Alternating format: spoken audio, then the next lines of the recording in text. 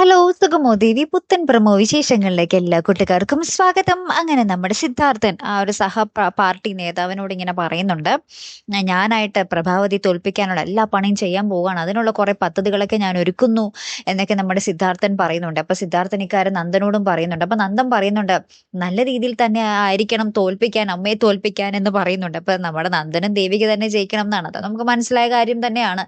പിന്നീട് നമ്മുടെ പ്രഭാവതി ഇതൊക്കെ മനസ്സിലാക്കിയതിന് ശേഷം നമ്മുടെ സിദ്ധാർത്ഥന്റെ അരികിൽ വന്ന് പറയുന്നുണ്ട്, ദേവികയുടെ പാർട്ടിക്കാരെന്നെ എന്തൊക്കെ ചെയ്താലും ഞാൻ തോൽക്കാൻ പോകുന്നില്ല, അതിനുള്ള പല പദ്ധതികളും ഞാനും മെനയുന്നുണ്ട് എന്ന് നമ്മുടെ പ്രഭാവതി നമ്മുടെ സിദ്ധാർത്ഥനോട് പറയുന്നുണ്ട്. അപ്പൊ സിദ്ധാർത്ഥൻ ചെറിയൊരു പുച്ഛത്തോടു കൂടിയാട്ടോ നമ്മുടെ പ്രഭാവതി ഈ പറയുന്നതൊക്കെ കേട്ട് നിൽക്കുന്നതേ.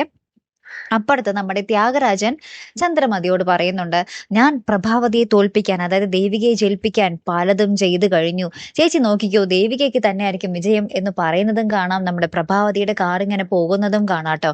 പിന്നെ വല്ല ആക്സിഡന്റ് വരുത്തി കയ്യും കാലും ഒടിച്ചിടാനാണോ പ്ലാൻ എന്ന് ദൈവത്തിനറിയാം. എന്തായാലും കാത്തിരുന്ന് തന്നെ കാണാം കേട്ടോ. അപ്പൊ അടുത്തൊരു വീഡിയോയുമായി വരുന്നത് വരയ്ക്കും ഗുഡ് ബൈ.